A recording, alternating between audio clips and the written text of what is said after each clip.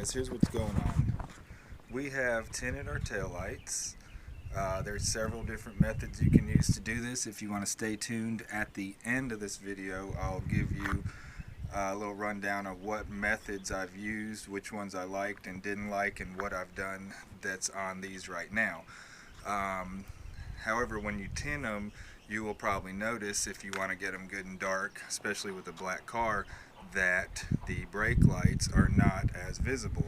So what I'm doing today is adding more light to these to get them more visible, so that people behind me obviously don't crash into me. I got partways through this project and just got to thinking, hey, other people are probably dealing with this same issue, so I'm making this video when I'm already about 2/3 of the way done. So what I'm going to do now is we're going to go inside. I'm going to kind of bring you up to speed on where we're at with this and what's going on. So let's check it out. So what I'm doing here is adding more light inside the tail light to try to make them brighter. First thing we did was take the tail light off the car, put it in the oven on 250 degrees for 8 minutes. That's 250 for 8 minutes.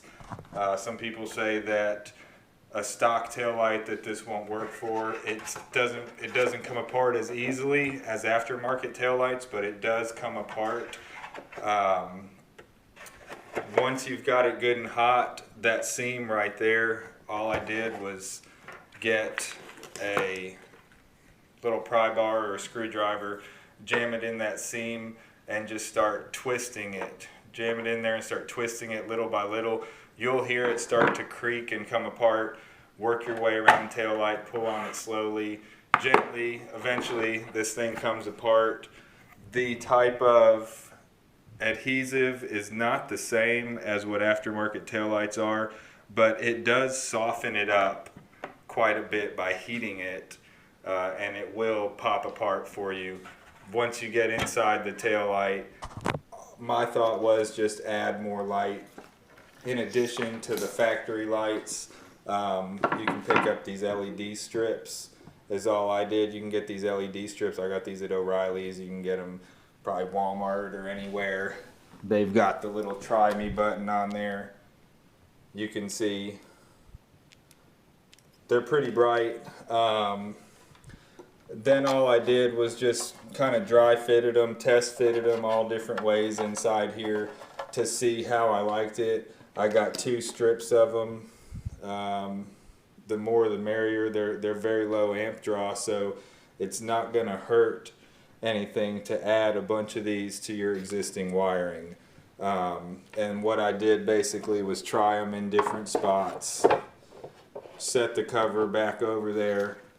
You can see that even without the stock lights in there, they're pretty bright. You get a couple of strips of those along with your factory light in there. It's going to make it a lot brighter. Another thing I noticed, I wasn't really able to do this with my tail light, but if you get them to where they're right up against the lens, it doesn't glow like your normal taillight does, but it's a lot more brighter and visible if you're able to do that. Now, the way my buckets are, there was not really a good way for me to get them to lay in there unless I glued them to the lens, which I didn't want to do. Some of you may have enough of this area. If you have some of this flat chrome area that's facing back, you could just stick them to where they're right against that lens, and they're going to be a whole lot brighter than if they're inside the bucket. In the bucket, they're going to make it glow. They're going to make the lens glow red a little bit better, but each individual LED is not near as bright as it would be if it's right up against the glass. I'm going to try and get it back in there against the glass because I don't know if it showed up good the first time. Let me see. Here's my button. But like I said, if they're right up against the glass there, they're going to be a lot brighter. But nonetheless, anywhere you get them in there is going to be great. Then what I did was I figured out where these things are going to sit inside my tail light, And then wherever this tail ends up, I drilled a little hole to get them back, to run my wire back through the light. This isn't where this one's actually sitting, I'm just kind of giving you a little demonstration. And now that wire will land behind the tail light, and I can solder in connections to my factory harness later on. And then once you get a couple of those in there, like I said, you got your little try me light that you can pop on there to see how you like them, and you can test fit them in several spots.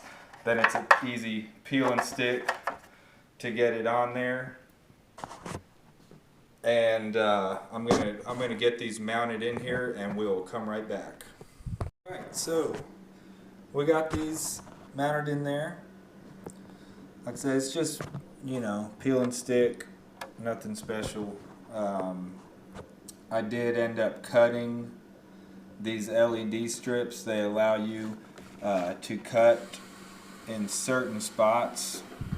Sounds like we're making ice over here now, doesn't it? I don't know if you can hear that or not.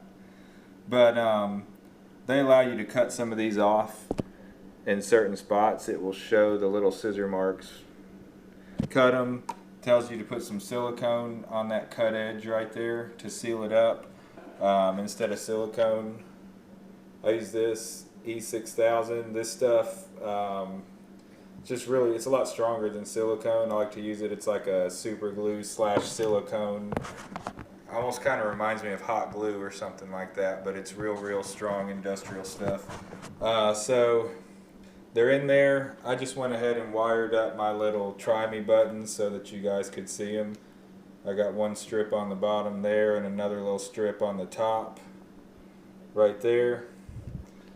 And we can dry fit this lens back on, and you can see there's a bottom strip, there's a top strip, and there they are together.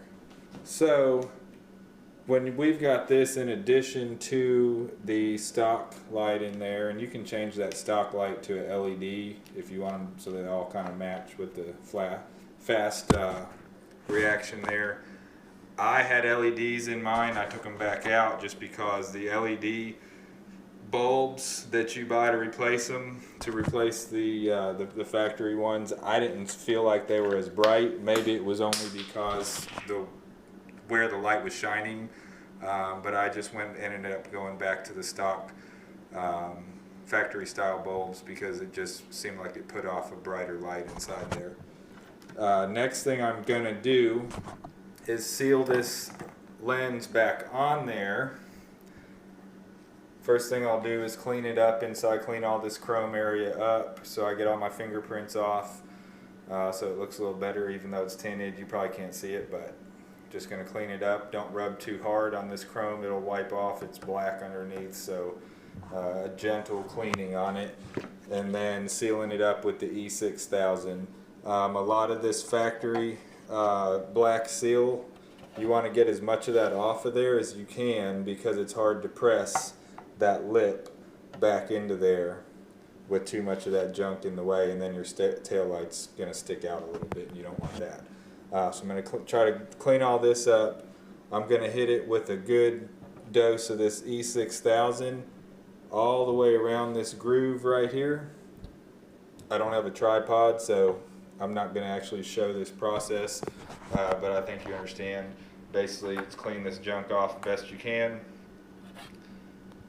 Add the E6000 around the edge, stick it together, and then if you have clamps or whatever, to hold it overnight until this stuff dries. The other thing I did where I drilled these holes, see if I can get that to show up. I used the same E6000. You could use silicone, caulking, whatever. I dabbed some E6000 in there. Number one, to seal the holes up. Number two, you don't want these wires spinning around, jiggling back and forth, and cutting themselves in half. So that's acts kind of like a grommet to hold the wires secure, as well as keep any moisture out of your tail light lens. So we will get these back together and come back with the wiring and test them out on the car, see how they look. We've got it glued together. This stuff has to sit at least overnight before it starts drying up real good. Obviously I've done some crazy contraption with a little pull strap and a box for some spacing. Whatever you put on there, make sure that you've got a nice soft towel against that lens. Obviously you don't want to mess it up. So I pulled it tight here. It was trying to pop a little bit in this corner, so I rigged me up a contraption with a zip tie around the channel lock handles and then a flat block against the lens so that it's not squishing just in one spot. It kind of spreads that force out. You can see all my E6000 gooing out across there. So you just want to look at that edge everywhere. Make sure that you don't have a big giant gap somewhere, because if you do, obviously your tail light is not going to sit flush to the car anymore. So that's going to sit there overnight. Meanwhile, we're going to wire up the harness. These are our 2 wires for the LEDs we put in.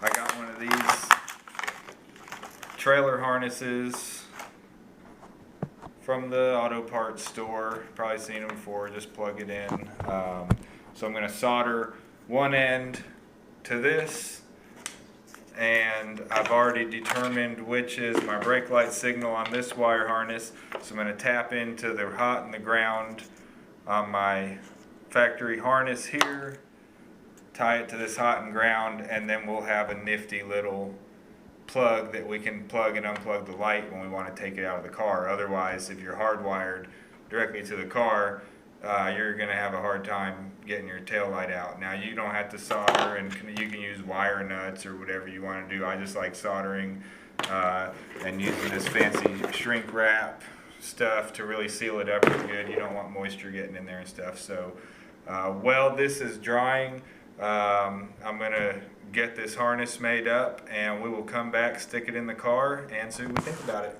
This is it. We've got it all glued up. The E6000 is good and dry. We have made our little wire harness. Like I said, this is in the trailer light section at most places you go, auto parts stores or something like that. Soldered it up, put the shrink wrap on there.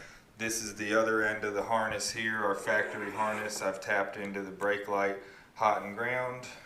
The other end of the harness here, where I had to split all these wires apart, I just wrapped some electrical tape around there to keep them from kind of spreading apart behind the buckets there.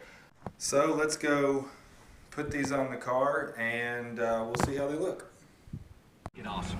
There's still time to There we go. at Nissan now. There we go. Alright, that's what we got. As you can see, instead of just the one bulb in there, you can see all the little LEDs that are shining in there with it to help give us a little bit more light. If I were you guys, I'd put as much as you can in there. The LEDs are not quite as bright as the factory bulbs, so it's not going to hurt to put too many. Like I said before, it's a low amp draw on those things, so it's not going to hurt you as far as your wiring goes to put several of them in there. So that's what we came up with here. I really like it. It added more light to the tail lights. Not quite as much more as I would have hoped, but hey, they came out great. I think here's a little sneak peek on the next video. Box build number 3 for this car. Alright, so what we did tinting these, the first time I tinted them, I use a product that you guys probably seen before, nightshades, rattle can stuff. Looked alright, looked pretty good when I first did it. Lasted about a year, started fading, so I redid them with the nightshades again, and the second time I did it I added some rattle can clear coat over top. They looked real good, but again they faded, started cracking, so I stripped all that off with a method using carburetor cleaner. You spray the tail light with a bunch of carburetor cleaner, you rinse all the stuff off. After 2 or 3 times you're back down to a factory tail light. And then I used a method of vinyl that you buy that sticks over there. Looked real nice, black, shiny, but if you have a taillight that has a lot of sharp corners like this, you heat it and stretch it and it's impossible to get it to lay on there. I got it to lay down and it would start lifting on the corners a little bit after just within 10-15 minutes of laying it down. I did it a couple of times and just never was pleased with it. So what I ended up doing that's on there now is a tint that's using clear coat, just automotive clear coat like you put in your spray gun. So first thing you do is get what's basically a clear primer. You can get it at your automotive store and it's in a rattle can, and it's called adhesion promoter. Sometimes it's called clear primer, but I sprayed the taillight with 2 light coats of the clear primer. Then I came back with the automotive clear coat in my spray gun and I added just a little bit of black paint to the clear coat. I would say roughly about 10 parts clear coat to 1 part black, maybe even less black than that. I just added a little bit and stirred it around and looked at it until it looked like it was, tinted but not too dark, and that way I was able to spray several coats on there, coat after coat, until I got them as dark as I wanted. Now obviously if you got a black car and you're trying to make your taillight look black, you're going to end up with a lot of tint on there. Then after that I got them as black as I wanted. I came back with just straight clear coat in my spray gun and put 2 good coats of clear over top of the clear coat black mixture and let that all dry, and it came out really good. It's been on there for about, I would say about 2 years, 1.5 to 2 years now, and it still looks as good as it did when I originally put it on there. That being automotive clear coat, it should last just as long as any other paint on your car, not like the old rattle can stuff. Another thing people do is the GTS covers. I don't like them. They stick out a little bit and look bulky. Out of every method I've messed with, this is my favorite. The automotive paint, it's gonna, like I said, it's gonna last, it's gonna look good, and you can put several coats on there until you get them as dark as you want. Tint them and add some more light to them if you don't like them. And stay tuned for the next video. Thanks for watching.